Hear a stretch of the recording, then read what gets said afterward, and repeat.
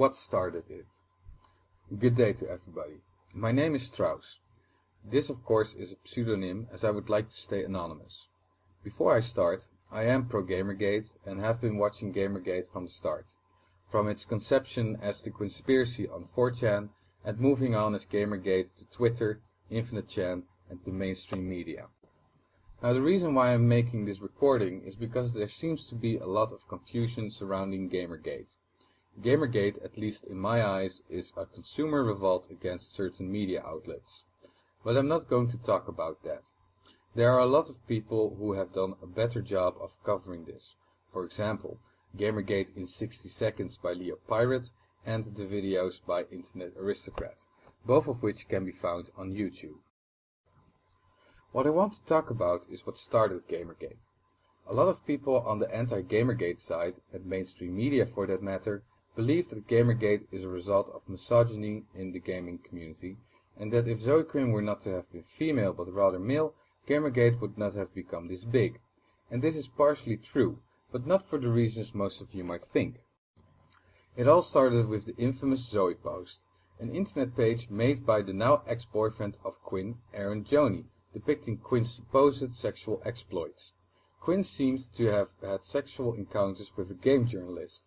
Now, Quinn was a game developer, and for her to have potentially slept with a gaming journalist would mean that a gaming journalist and game developer were having an incestuous relationship with each other. A lot of people already had suspicions of corruption in the world of gaming, but it seemed that they weren't just doing it for money anymore, but also for sexual favors.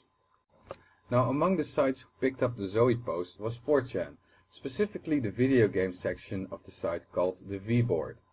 The attention for Miss Quinn was rather small and only gave way for some meme content, and it seemed that this would give a bit of a laugh but would eventually blow over. But then something happened. Threads discussing Quinn were being deleted. This not only happened on 4chan but on a lot of other sites as well. People would get banned if they uttered her name. Thus people started calling her literally who. What we see happening, as many have noted, is the Streisand effect.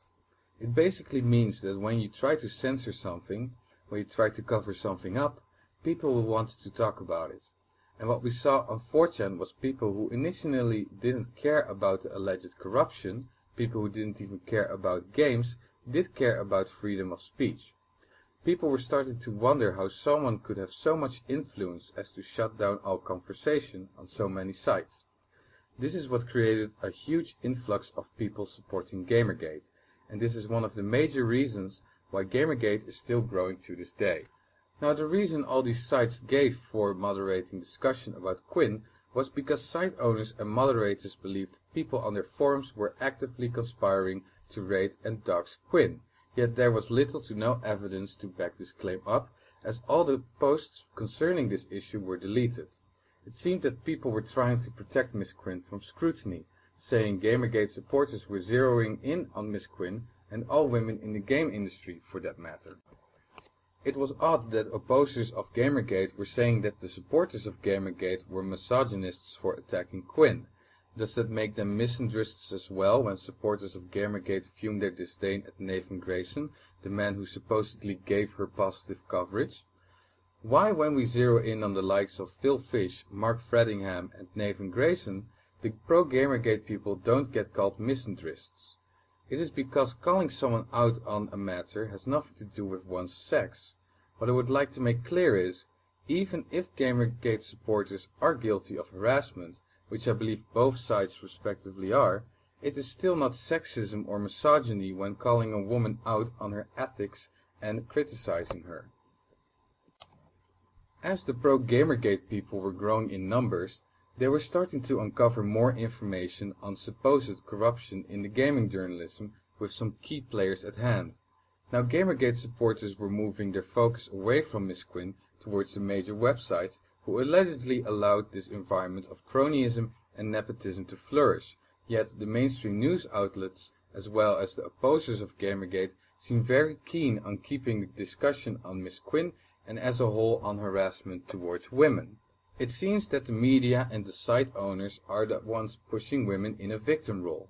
This could be because it's an easier narrative to push, or that the media lacks a certain degree of investigation. One could only speculate. So to wrap things up, the reason why GamerGate started to snowball into something bigger is because supporters of GamerGate did not have a platform to discuss their views and in turn getting the label of misogynists slapped on them.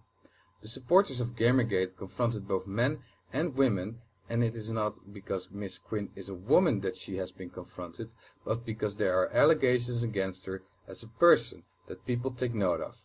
It seems that because she is a woman that the media and some opposers of GamerGate will put her into a victim role and stereotype women as a whole of being in need of help, while GamerGate has long moved on from her to investigate what is happening in gaming journalism in general.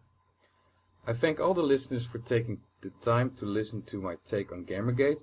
I wish you all a good day. Strauss out.